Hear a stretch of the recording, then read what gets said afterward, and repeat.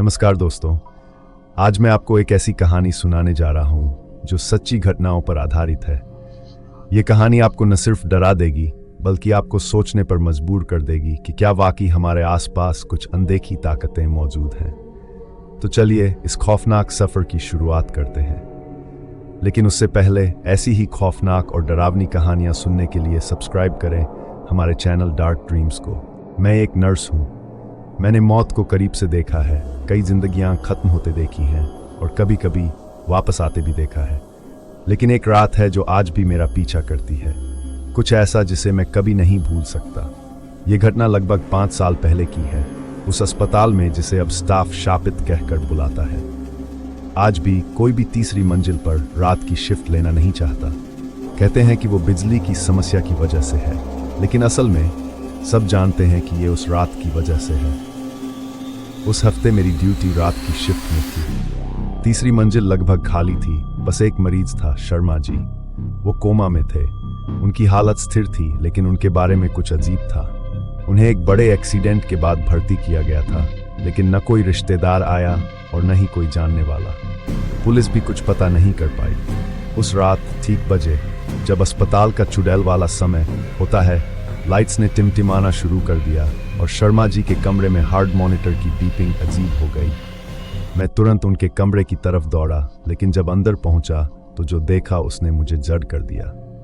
शर्मा जी, जो हफ्तों से कोमा में थे, बिस्तर पर सीधे बैठे हुए थे और उनकी आंखें मुझे घूर रही थीं। मैं वहीं खड़ा रह गया, हिल भी नहीं पाया। दिमाग कह रहा था कि ये मुमकिन नहीं है, लेकिन मेरी आंखें वो जो देख रही थीं उसे इनकार नहीं कर सकती थीं। उनके होंठ धीरे धीरे हिलने लगे और फिर उन्होंने फुसफुसाते हुए कहा, वो आ रहे हैं, मुझे मत जाने देना। और उसके बाद वो अचानक फिर से बिस्तर पर गिर गए, मरे हुए।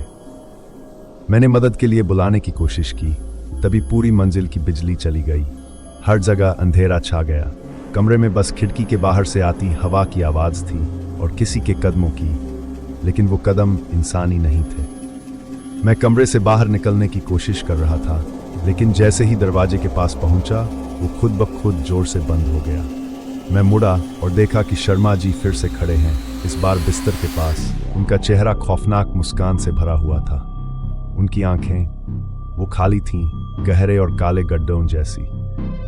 और फिर अचानक कमरे में एक दिल दहला देने वाली चीख गूंजने लगी।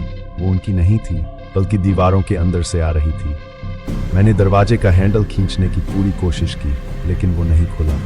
और तभी मैंने महसूस किया एक ठंडा बर्फ जैसा हाथ मेरे कंधे पर। मैंने पीछे मुड़ने की हिम्मत नहीं की, लेकिन उस हाथ की ठंडी सांसों को महसूस कर सकता था। मैंने चीख मारी और अचानक दरवाजा खुल गया। मैं हॉलवे में गिर पड़ा, बुरी तरह हांफते हुए। लेकिन डरावनी रात खत्म नहीं हुई थी। पूरे हॉल में परछाइयां भर गई थीं, काले स्याह साये जो शर्मा जी के कमरे की ओर बढ़ रहे थे। मुझे कानों में फुसफुसाहट सुनाई दे रही थी, हल्की लेकिन खतरनाक। अब ये हमारा है। मैंने आखिरी बार पीछे मुड़कर देखा। वो साये शर्मा जी के निर्जीव शरीर को दीवारों में खींचते हुए गायब हो गए। अगली सुबह अस्पताल के रिकॉर्ड में कहीं भी शर्मा जी का नाम नहीं था।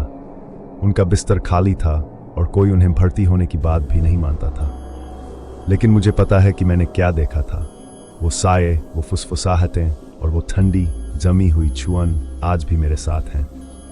उस रात के बाद से मैंने कभी नाइट शिफ्ट नहीं ली, लेकिन कभी कभी जब मैं तीसरी मंजिल से गुजरता हूँ तो अब भी मुझे हार्ट मॉनिटर की धीमी बीप सुनाई देती है और वो कदमों की आवाज़ें जो इंसानों की नहीं हैं। तो अगर कभी आपको किसी पुराने अस्पताल में रात की ड्यूटी करनी पड़े तो याद रखना, कुछ मरीज कभी नहीं जाते।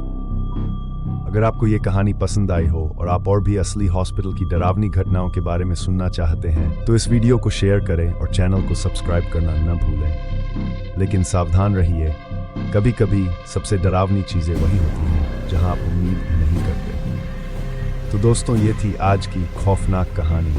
क्या आपने डर को महसूस किया? और भी बहुत सारी कहानियाँ हैं इससे भी खौफनाक और डरावनी। तो अगली कहानी आपसे छूट न जाए। तो दोस्तों, अभी सब्सक्राइब करें और हमसे जुड़े। और आज की कहानी कैसी लगी कमेंट्स में ज़रूर बताना।